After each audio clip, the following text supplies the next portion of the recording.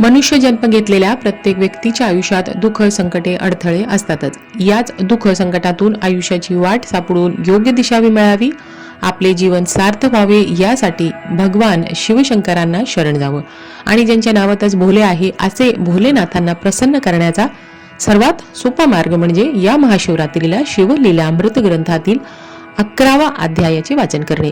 या ग्रंथामध्ये 14 अध्याय आहेत, पण यातील 11वा अध्याय अतिशय महत्वाचा आहे. तर या महाशिवरात्रीला संपूर्ण ग्रंथ वाचणं शक्य नसेल तर फक्त या ग्रंथातील 11वा अध्याय कधी वाचावा याबद्दल सांगते. महादेवांना समर्पित शिवलीलामृत ग्रंथ, इच्छापूर्ती करणारा ग्रंथ म्हणजे शिवलीलामृत ग्रंथ. मोक्ष प्राप्तीसाठी उपयोगी असा शिवलीलामृत ग्रंथ. शिवलीलामृत हा अतिशय पवित्र ग्रंथ आहे. महादेवांच्या विविध लीलांचं वर्णन या ग्रंथामध्ये असल्या कारणाने या ग्रंथाचं नाव शिवलीलामृत ग्रंथ ठेवण्यात आलं असेल.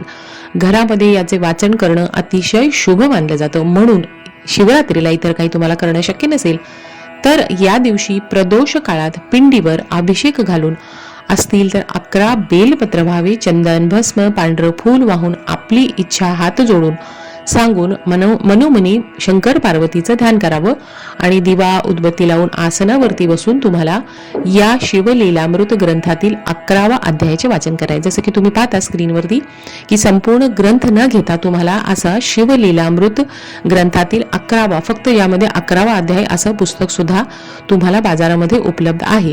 हा अतिशय प्रभावी ग्रंथ आहे. म्हणून शिवलीलामृत ग्रंथाचं वाचन शिवरात्रीच्या दिवशी प्रदोष काळी म्हणजे संध्याकाळी 6 ते 12 पर्यंत तुम्ही कधीही याचं वाचन करू शकता आणि मनवांछित इच्छा पूर्ण व्हावी म्हणून त्या भोलेनाथांना प्रार्थना करा. आणि व्हिडिओची माहिती आवडली तर सबस्क्राईब करा.